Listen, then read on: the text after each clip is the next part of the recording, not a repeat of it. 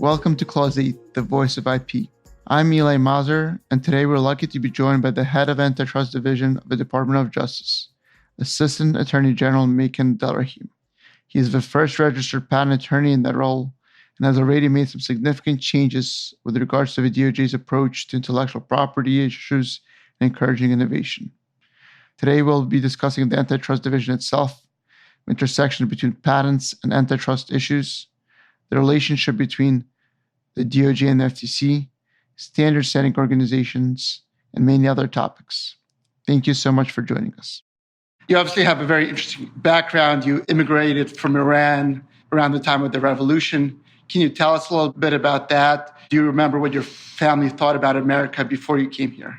Yeah, thanks for having me on your podcast. I am, as you stated, I did immigrate from Iran with my family back in 1979.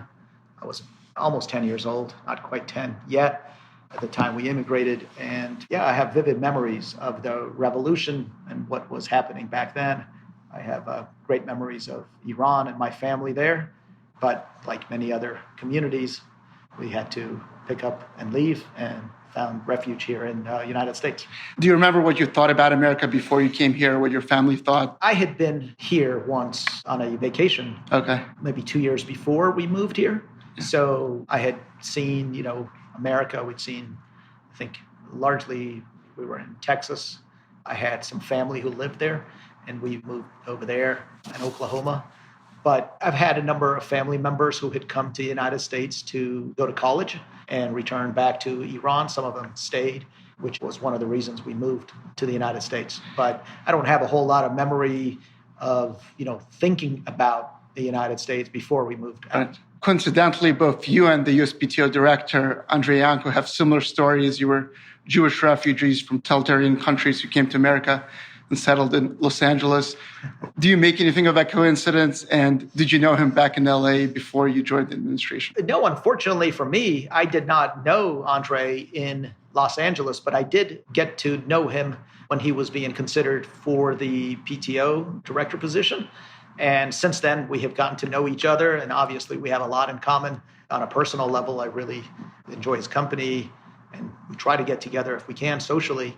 But I certainly view what he does at the PTO and what he's doing there and hold him in very high regard. And there's not a whole lot of disagreement between us as far as patent policy. I think probably his immigrant background also helps animate his views about the importance of the patent system, innovation, and why it's a good thing for commerce. And can you talk a little bit about that? Do you mean you have a special appreciation for the patent system because the other countries that you immigrated from don't have that, or is that? Well, sometimes they don't, but I think most have some level of patent protection or recognition for inventions.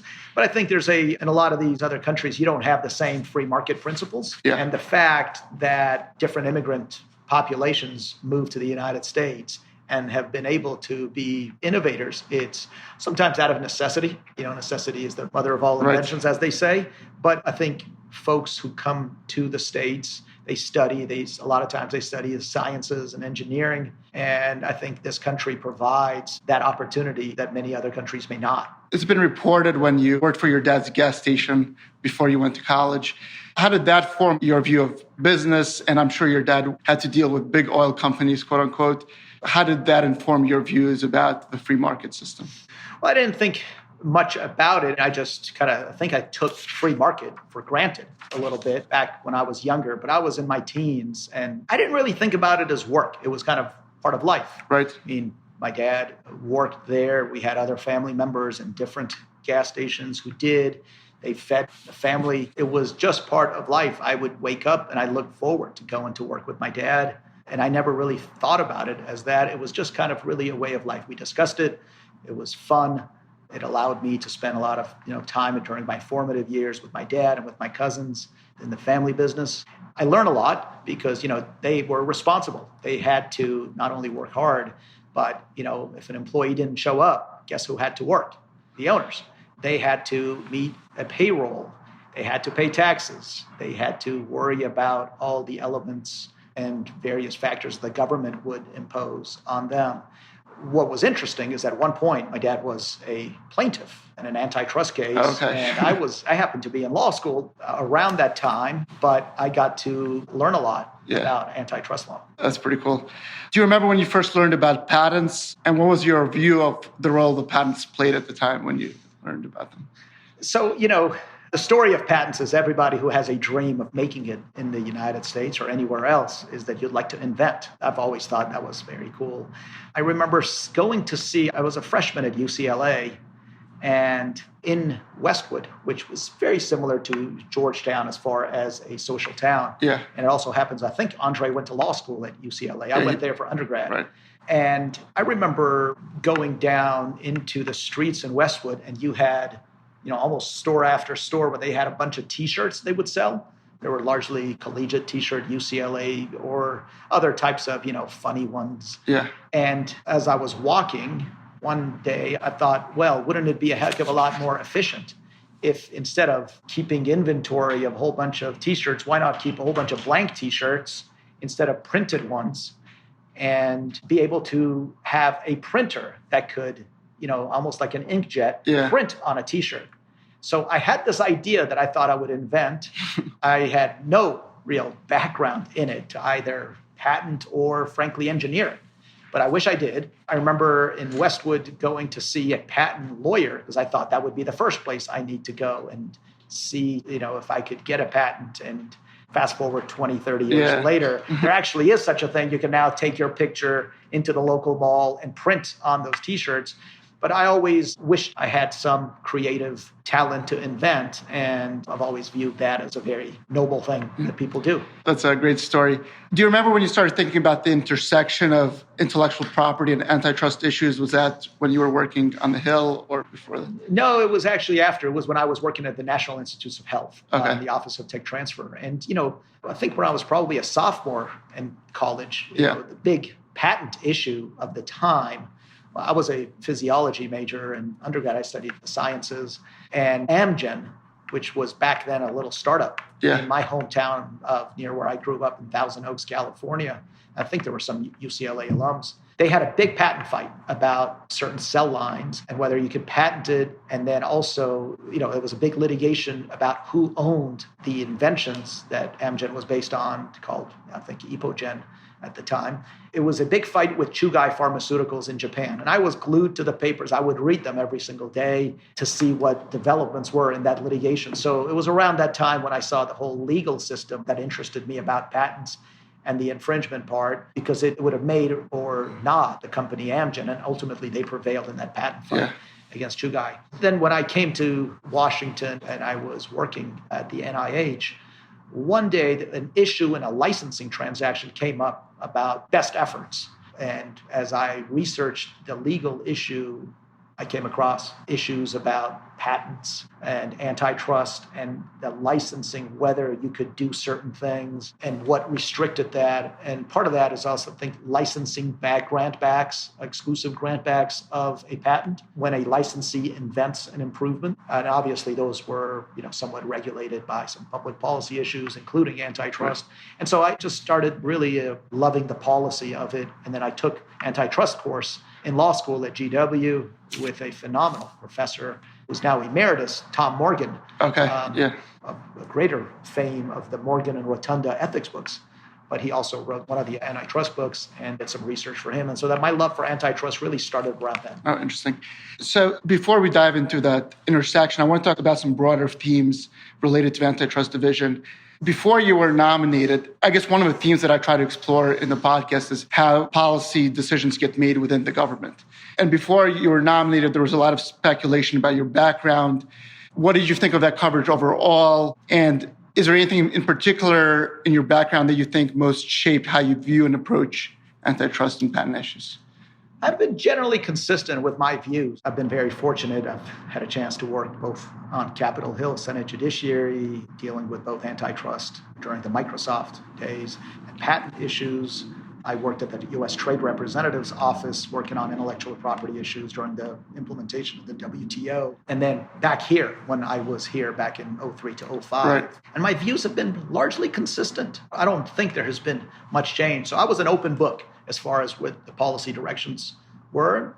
I thought the coverage was, generally fine. I mean, some people said that because I represented corporations in the private sector, I wouldn't be able to be a law enforcer. If that theory applied, then nobody that has any experience in the private sector could be able to serve in government, which is not true. Yeah. And I think that was, some of the areas that I would have some problem with, that kind of a description of my background. But otherwise, I don't think anybody is surprised with any of the actions that I've taken at the Antitrust Division. I guess, and obviously you can't talk, the biggest case has been AT&T and Time Warner. I understand you can't talk about it, but I guess I'm interested in, I think one thing that you said at the time is that political influence has no place in the Antitrust Division. But what role... Frankly, in law enforcement at all. I mean, I agree with Attorney General Bill Barr, who testified at his hearing that, these things don't have a role in our enforcement decisions. So, for example, let's say you have a president, somebody who's an antitrust scholar, and he becomes the president of the United States. Is he allowed to give you his opinion about what he thinks about issues, or is it really just limited? He's the executive branch, right? He's the chief of that, and we're part of that. The legislative branch does provide us with views and opinions about every transaction or enforcement actions we take, and we take all those into consideration. But in and of itself, those views don't become an enforcement decision that we have to go to court and win. Right. And we bear the burden appropriately to go to court and prove our case, in just like in any other part of the law, but with antitrust as well. So I think that is an important factor that people need to appreciate. Is it really just kind of gathering the facts? So you gather them from the White House, you gather them from the Capitol Hill, from anybody else? No, I mean, the facts really come from the conduct of the party. Right. I mean, we don't go around and canvass that. We get, in a merger transaction or a behavioral transaction investigation, we would, seek documents, we would interview and depose witnesses, as we always have, and that becomes the basis for our enforcement decisions. Okay, that makes sense. And we look at that, the evidence, and how it applies to the law and the standards. I mean, obviously, that's dictated by the courts and the interpretations of the Sherman Act and Clayton Act over the years. So we have to make sure that there's appropriate evidence for any decision that we make. This is something interesting, and I think you've talked about it. Sometimes the private companies that you're dealing with simultaneously launch a PR campaign to try to sway. It's not clear to me, who are they trying to sway, and why do you think they do that? Well, they try to sway the public a lot of times. Yeah. Try to sway, Capitol Hill. They try to sway the media. You try to sway, maybe if it goes into litigation, judges, perhaps jurors. Okay. So I don't think that is anything that is necessarily new. It's just part of the system. Okay, interesting. All right, so now, I guess I wanted to talk about the intersection between Antitrust Division and the patent issues. Can you tell us what percentage, I guess, if you can give an estimate of what the Antitrust Division does is related to patents? Oh, I don't know. I mean, I don't know if there's a real percentage of it. I mean, patents come up as part of merger review. I mean, so our three functions at the Antitrust Division, I'd say, one, which is approximately half of what we do, is cartel enforcement. That's largely criminal. And that is where you have price fixing, market division, customer allocations, bid rigging for government contracts. And that's what part of what we functions. Right. The other is on the civil side, and a lot of that is mergers that we are required to review under the Hart-Scott-Rodino Act that we filed. But even the ones that don't get filed, sometimes we may express a concern and investigate a transaction, that even if it's not reportable. And then the rest is kind of conduct that occurs out there. So patents could pop up as part of a merger where you have IP-related issues that become a competitive issue sometimes. And then you also comes up in the conduct of transactions, patent owners' license, or lately what it has been, it's been a lot of, patent policies and legal theories that have been advanced when a patent owner licenses in the context of SSOs and they give a contractual commitment to license their patents in a fair, reasonable, non-discriminatory manner. What about your own personal times in terms of thinking of the policy issues? I know you've been giving a lot of speeches on the intersection. Yeah. Is that something because of your personal background, or is that Well, it's both a personal background and it's my view of both the law and the Constitution and the appropriate role of antitrust. And what are those remedies? What should they be? So we have expressed our views both in speeches and in private litigation where there has been some. We filed a statement of interest. We recently did that, I think, in the U-Blocks Internet case. But look, it's pretty simple. Congress sets the policies. If Congress sets certain policies, there's certain remedies for violations of a patent. You have an injunctive relief. You could, I guess, contractually give those away. But if you promise to license your patent on fair, reasonable basis, whatever those mean, that's for a fact finder. Yeah. But if your failure to live up to a contractual commitment, the remedy should be a contractual claim. Yeah. Maybe if you committed a fraud, it could be a fraud. But it doesn't necessarily become an antitrust violation just because you have enforced your injunctive remedy for a valid patent. Yeah. And if you have unilaterally refused to license your patent, in my view, if it's an unconditional unilateral refusal to license your patent, it should never be in violation of antitrust law. Some people disagree with that, and that's fair to disagree, but they have the right to be wrong. And hopefully we'll get a little bit more into those issues. But I guess one of the major problems, and I think the way you framed it, is that there's a holdout problem. And when its implementers say, well, we're not going to adopt the new standard until really the innovators meet all of our demands or so forth.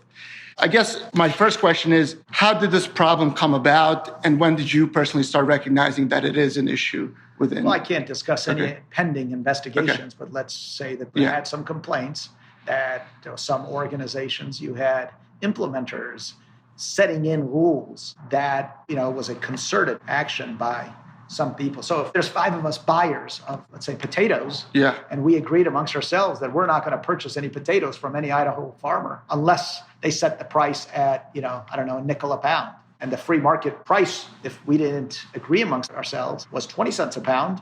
There's a harm in the competitive marketplace right there. If we agreed that we would only buy potatoes that are yellow and size X and all of this for a nickel a pound and force them to pay, that's a monopsonistic effect here that equally applies in the patent world.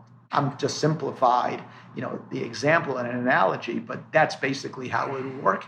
And it's always been and should be in violation of the antitrust laws. And in terms, without getting into any specific, I guess, technologies, but how serious do you think of a problem it is in terms of America competing with innovation where it needs to be? Is it kind of, it will kind of resolve itself, or really, this really should be on the forefront of the policymakers' minds? Well, I think it has been. The president has put intellectual property issues right at the forefront of the negotiations with China recently that are ongoing. The U.S. Trade Representative's office has been at the forefront of fighting for proper, effective and adequate intellectual property rights. We support that, and I think we should do that. There shouldn't be a backdoor way to minimize intellectual property rights through the antitrust laws by misapplying the antitrust laws to somehow take away intellectual property rights. So I think, for any country, they should provide that, and it only benefits their markets, their innovation, their science and technology advancement. And we certainly want to do that in the United States. And I think you touched upon some of the things that the Antitrust Division is doing to improve in this area. One is making sure the standard-setting organizations are acting properly. Second one, I think, is that you withdrew the policy from 2013 about making it proper to do injunctions. Do you think those 2 changes will be enough? Do you think other things need to happen? Or it all depends on where the law is and how it's developed. So I think, it's never enough to continue to fight for the proper balance, the proper legal interpretation of the antitrust laws. And there's a perception, and David Kappas is a huge fan when I interviewed him about everything that you're doing, and he's been praising you. But there's a perception that he's a great director. He's a great lawyer. There's a perception that while the DOJ Antitrust Division is going in the right direction to restore that balance, the FTC is really continuing in a different direction. Do you think that perception is fair? And what kind of problem do you think it causes for, I guess, investors, the companies, and, the innovators? Well, I don't know. I would associate my views with former chairwoman, Commissioner Maureen Olhausen in the past about some of those policies. I think she was very much in sync with the views. The current FTC, I don't know exactly where each commissioner's views are. There might be some nuance, but I don't think there's a huge difference between their view and our view in the Antitrust Division. And certainly, internationally, I think there's no variance with respect to the 2 agencies as far as our strong endorsement of the proper analysis of the antitrust laws. I think like in some of the articles that I've read that discuss this issue, for example, they point to the fact that you've stressed that the holdout problem is a more serious impediment to innovation versus the hold-up problem. While the new FTC chairman, he said, well, they're both problems. I'm not... That's an improvement because the FTC chairman, who I respect and is a friend of mine, in the past, I don't think the hold-up problem was really recognized, whereas freely the hold-out problem was recognized by enforcement agencies around the world, including the Federal Trade Commission. So the fact that it is I think, is a big improvement in policy. And look, we need to have some empirical evidence to show both of these. Right. I think with respect to the investment risk and the sunk costs that go in, there was a paper that was by our former chief economist, Luke Froh, now at Vanderbilt, and Greg Worden, that put out there and discussed the whole issue of hold-up problem as an issue because you're doing that at the further end downstream of an investment decision. I guess related to that, I know, for example, with national security issues, there's a National Security Council that kind of coordinates all the national security decisions that are being taken by the different agencies and, I guess, departments within the government. Is there anything similar? Do you coordinate in any way with the FTC or discuss those, I guess, policy issues? Sure. Yeah. We do both there. There's, multiple fora in the antitrust world, whether it's concurrence or Fordham or the American Bar Association. There's multiple meetings, but we also hold them together. Them. But also policies that we make here from a policy standpoint, not necessarily an enforcement decision. Right.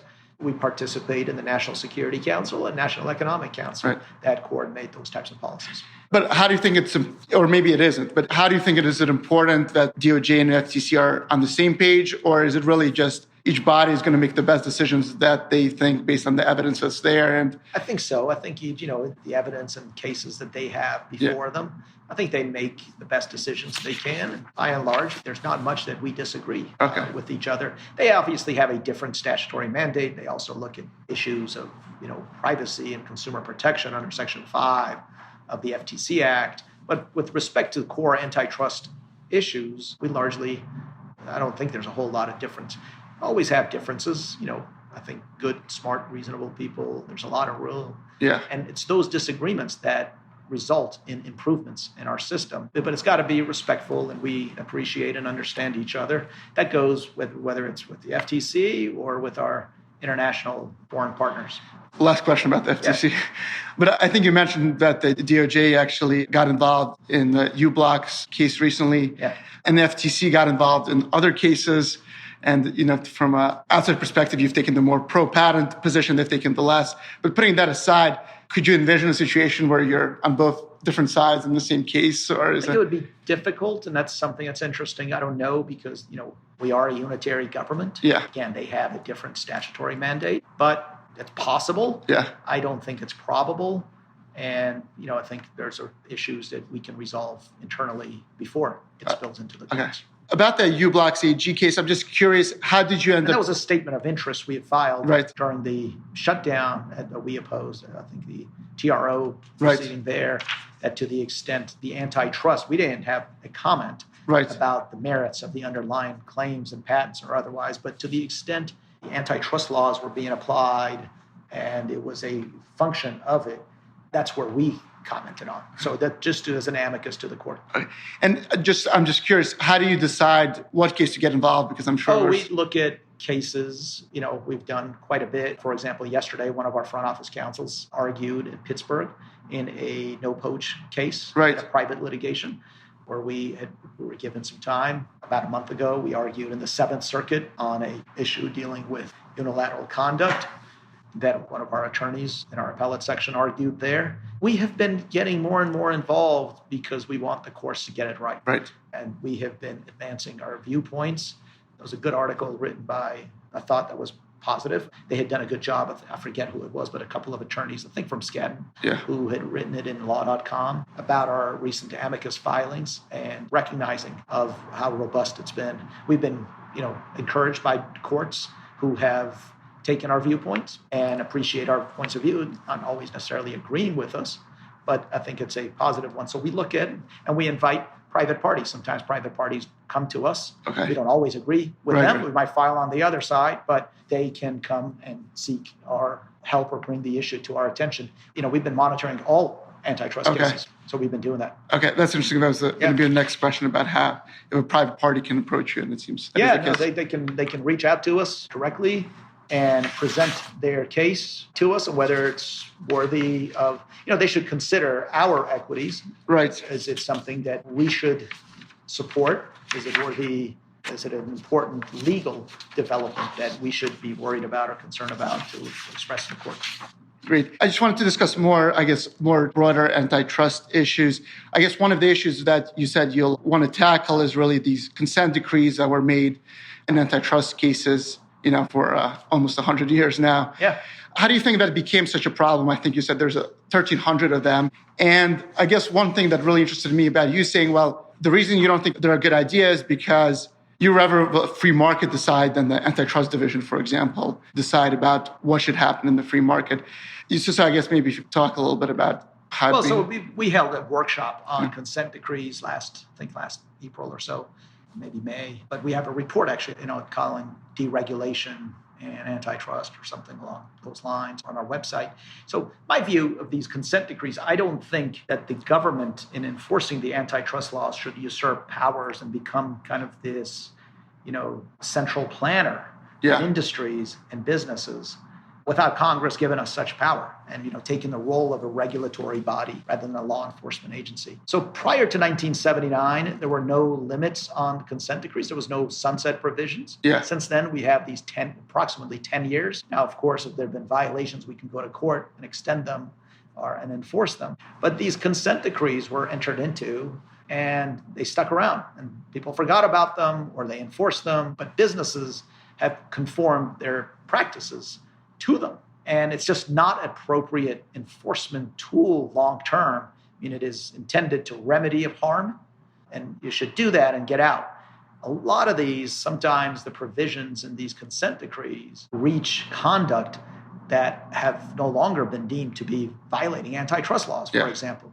But it's also important to say that just because we would sunset a consent decree or seek to modify it or something doesn't mean that the underlying conduct is no longer subject to the antitrust laws. It could be, but the circumstances have changed. And so we need to either, modify them or bring a new case or whatever it is, or just free that industry to be able to innovate. And one of the problems is these consent decrees put the whole industries in straitjackets and keep them from innovating out of fear of retribution from the Antitrust Division. And that's one of the things why we're reviewing every single one of these 1,300 decrees. Looking back at it, are you surprised to the extent that federal district court judges have been willing to go along with, administering these complicated... Well, that's a big question. Some of them, are they administering them? Yeah. Are they not? That's the thing. Is that an appropriate role to impose on the courts and the division? We certainly don't have those resources. And I'm willing to bet that the district courts don't have those types of resources to be roving regulators for a long period of time. And if there's a problem, we should fix it. If there's a problem that requires some structural fixes or congressional changes, those are the factors. It's just what is appropriate from a constitutional standpoint as far as the role of the Antitrust Division. So one last substantive area, probably the issue that you've been asked to speak most frequently about is the rise of big tech and what antitrust can do. Are you surprised by this? And what do you think is causing this concern? I guess not all of a sudden, but it does seem post the 2016 election. Whenever you have, technology disrupting various businesses and established incumbents, people are uncomfortable. Some people may lose their businesses, their jobs, their profit margins.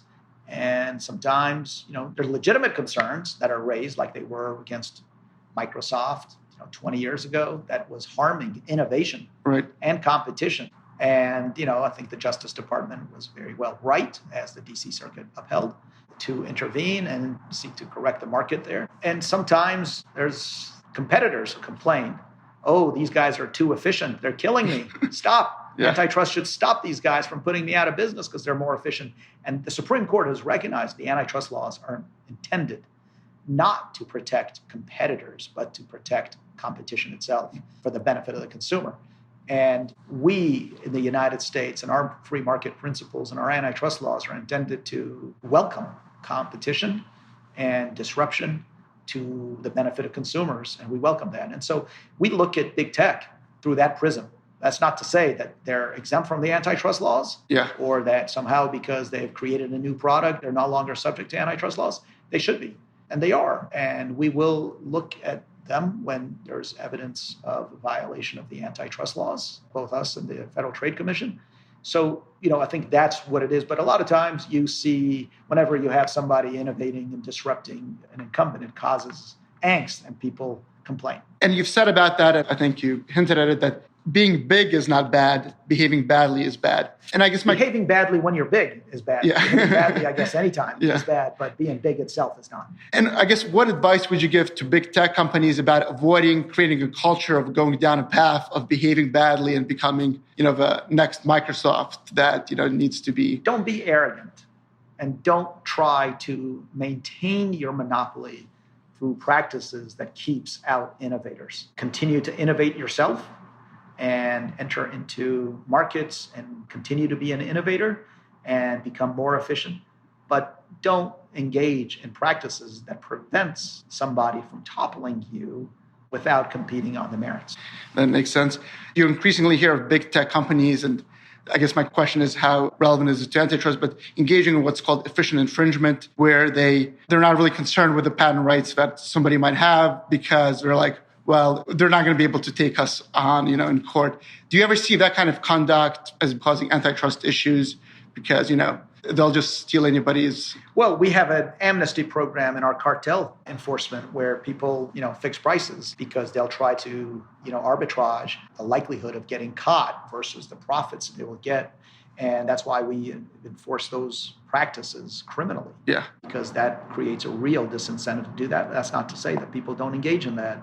And they do. We've had multiple enforcement actions in various industries, and we will continue to do that. But I think, efficient violation of antitrust laws. If it's a violation, it's a violation. There is no such thing as an efficient way of doing it. Well, I'm talking about antitrust laws provide treble damages for private actions as well. Yeah. So that's less of an issue as opposed to an infringement. I guess specifically, for example, patent infringement. I don't know. I think if you're infringing a patent, the proper remedy is patent infringement action. Yeah. If it's willful, maybe you can meet the Seagate standards now to seek the treble damages, but that's the best way to do it. I don't think an infringement of patents in and of itself becomes a violation of the antitrust laws. So if that's your question. Right. I'm not saying if we could get that bad in certain behavior. No, I think you would have to prove the elements of the antitrust case for it to be a violation. And I guess outside of the issues that we discussed, do you think there are any changes that need to happen in terms of strengthening patent rights, outside the issues of the standard setting organizations? And no, I think, that's a policy question for Congress, and I'm not in a position to, have a view necessarily on those. I think we got to make sure that, internationally, patent rights are provided, protected, enforced, and we have got to constantly be vigilant about those abroad and make sure that our innovators in the United States are fairly treated abroad when their inventions and the product of their inventions are infringed upon. That makes sense. So a few last questions. Sure. What would you want to, at the end of your time as in the Antitrust Division, how would you decide that it's been a success? Well, if I leave this institution in a better shape than I found it, I think that is a success. If we are able to attract institutionally the best and the brightest and continue to do that, we've implemented a lot of policies, including our Amicus program and the Real Fellowship and other programs to continue to be able to retain the best and attract the best, both economists and lawyers. To me, that's really, when you come in as a manager, whether here or CEO of a company or general counsel or something like that, you really, the most finite resource is talent. Right. And you want to be able to retain the best and make sure that people, find the right opportunities to be there and be proud of what they do, and also be able to recruit the best, make sure that the best and the brightest lawyers and economists identify us as one of the places they want to go, even at the sacrifice of some of the financial rewards that you'd get in private practice.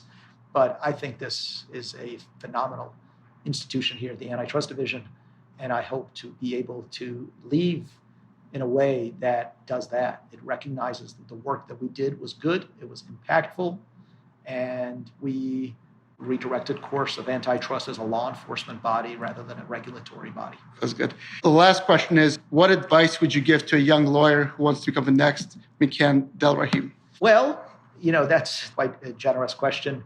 I'm flattered by that. I don't know. I think work hard and try out different things. Make sure that's what it is that you want to do.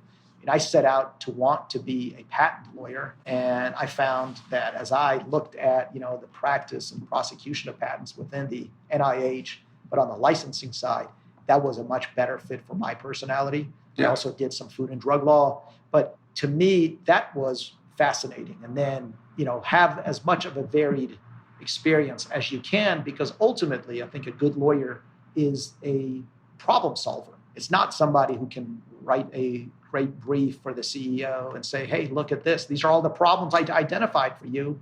It is, how do you solve it? Right. And be creative in how you solve problems. Sometimes a problem needs to be litigated. Sometimes it needs to be negotiated. Sometimes you may need to go to policymakers and change the law.